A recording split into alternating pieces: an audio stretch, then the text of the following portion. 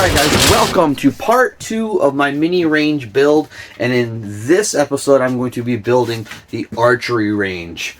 Please excuse the mess. I've gotten a bunch of new stuff and I'm trying to find homes for everything. Please excuse that. But with that being said, ladies and gentlemen, let's get nasty! First, I need to range off a couple spots, see where I want to go, see a good path. Everything is flooded right now. But anyways, we go through with the chainsaw. We just clear out the entire shooting lane around. As you can tell, my dog is going absolutely crazy everywhere.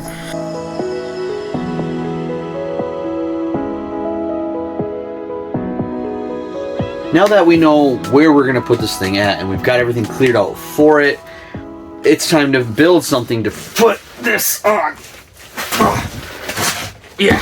Now, the original idea I was going to do was I was going to dig 2 holes, put 2 posts in the ground, and stick this thing in. But after the flooding that I just showed you, that's not going to happen. And I think it's for a good reason, because I'm actually going to make this thing portable now, and I think that makes a lot more sense. All the wood I'm going to be using on this is going to be treated. So basically all we're going to do is make a holder for this bag. And then I'm also going to put a small roof over it because I'm going to leave it outside and I don't need to get waterlogged. Let's go chop down some 4x4 material.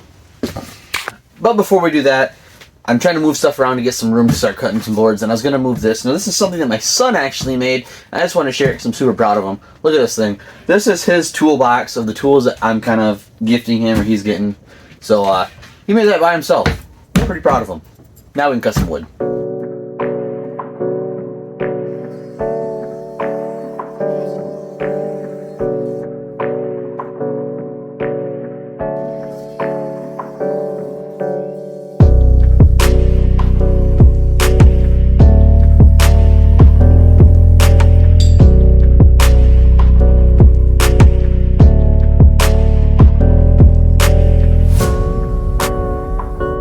Join all this stuff up, I'm going to use half lap joinery, and what that means, I'm going to kind of cut half of this, and then they'll slide together, and you'll see. It's also called half lap. I think you can do half. I think you can figure it. I'll show you.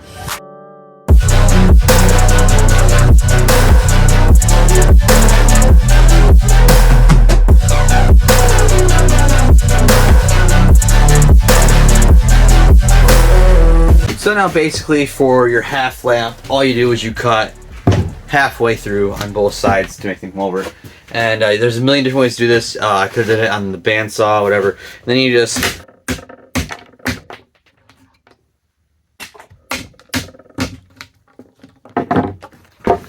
And that takes most of the material away. And then just go back through with a chisel. Or if you want to go back through with the saw again, you could do that as well. And then just clean up this edge.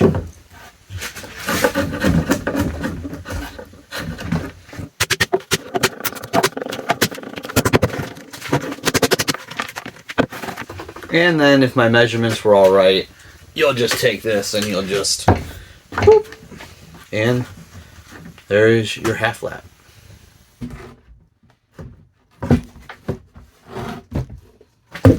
And the other cool thing about doing a half lap joint on a 4x4 like this is the fact that you don't have to go through 3.5 inches of material to make things work, which is being really nice because lags are really expensive. You can just use 3-inch screws because you're only going through 1.5 inch material. So once you get your thing together, square, make sure that you're sitting square. This joint ended up being a little loose, but I won't tell if you don't.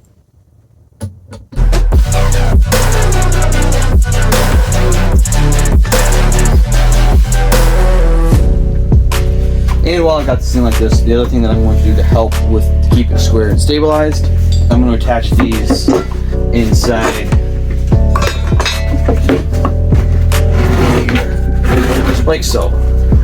And those are cut at 45s, and that'll help keep that at an angle. I just gotta get some. And because I wasn't planning on doing the half lap joinery, I was planning on just bolting these things together. I did buy 6-inch lags, so I might as well use them.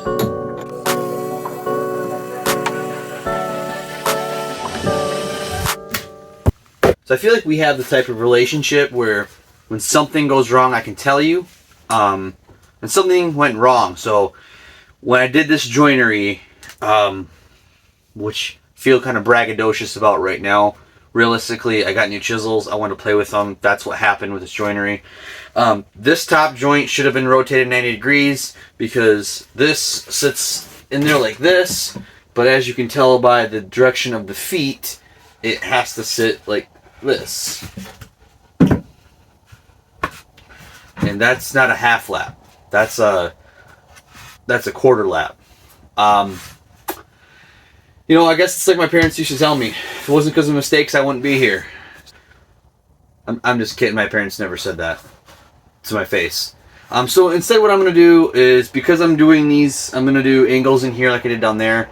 I'm just going to do a solid 4x4 post, and I'm just going to sit it right here, and it'll look like this. I won't use this post because this post has this notch in it, but I'll cut a new one and we'll do that because I screwed up. So next time, instead of doing this half lamp stuff, just buy lag bolts and then lag bolt through the top like that. Seems like a way easier solution than trying to look stupid on YouTube. And now before you install these little corner uprights, what you want to do is take a hanger, eye hook. It's not an eye hook because it's got the open end. I don't know what you call it. And you want to drive it through the center of the thing. That'll give you something to hang your bag on. So you'll take this, and then everything that all my fasteners, where'd that thing go? All of my fasteners and all the bolts and everything I'm using is all galvanized or treated to be outside. So you'll take that, and then you'll screw it on here, and then you got to cut the back end of it, the remaining part that sticks through. You got to cut that off with a grinder, but you're going to end up with this. And all this do is you'll put that in there, and that'll allow you to hang the bag. You know what? Let me show you exactly what I'm talking about right now. All right, so take that, and your lag bolt this right up into here. Man, it's loud.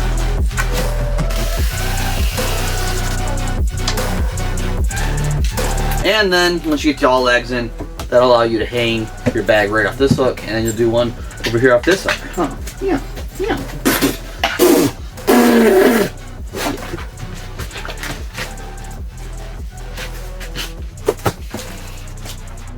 And so now, in theory, this could be all done, but if you remember what I said in the beginning of the video, I want to also put a roof on this thing because it is going to be outside forever, and I don't want this thing getting logged full of water.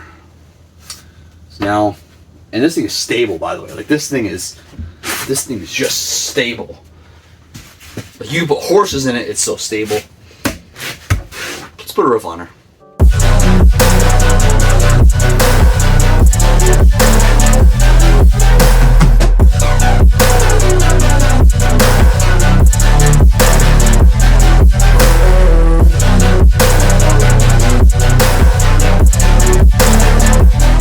Before I put the sheeting on, which is going to be this PVC corrugated plastic stuff, which I think you can cut with a million other things, I'm going to use a cutoff wheel off of a grinder. But the roof is basically just a square, and then I had the center.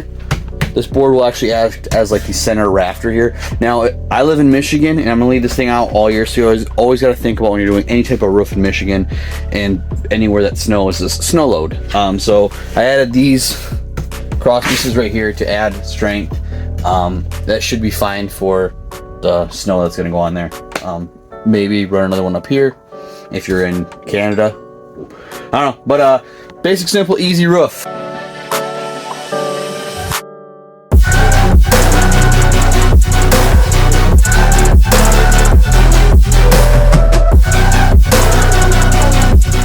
Before I start flinging arrows at this thing, there's one more thing that the archery range is going to need, and that's going to be a place to put your arrows. So what I'm going to do is I'm going to take a 2x4, I'm going to rip it down into a 2x2, basically make it a giant stake, take a piece of 2-inch PVC, screw it to it, pound it in the ground, and that's going to be it. So I'll make that right now, and you can watch that.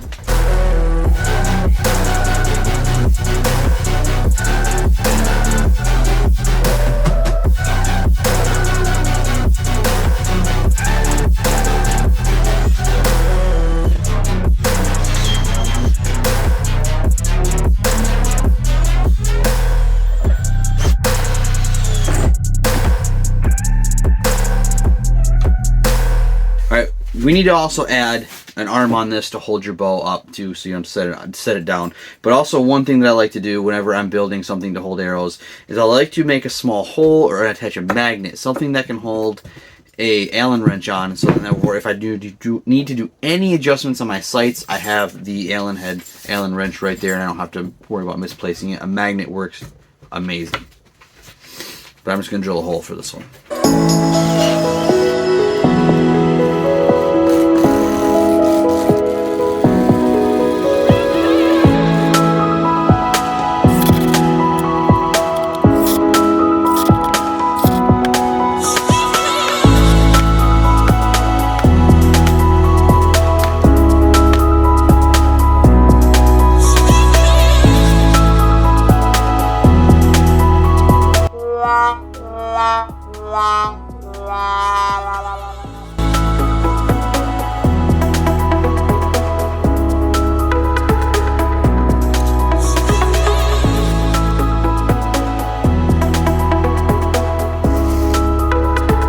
So normally this is my setup for when I'm shooting. Normally I'll just bring this block out, and then this is my PVC bow holder that I made. I really like this.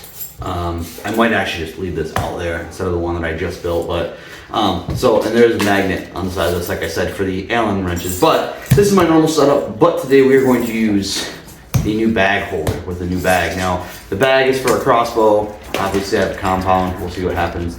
Let's just fling some arrows.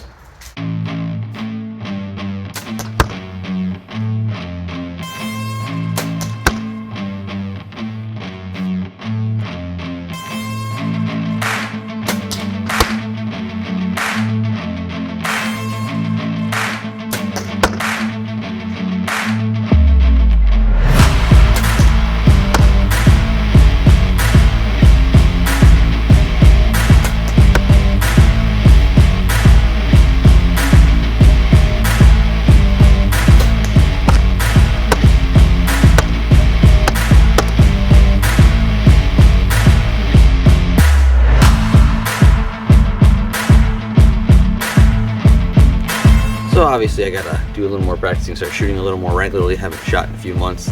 I'll put this thing out back once everything kind of dries up, but for right now, this is where it can stay. Really happy with it. Thanks for watching part 2 of this mini range build. Stay tuned for part 3.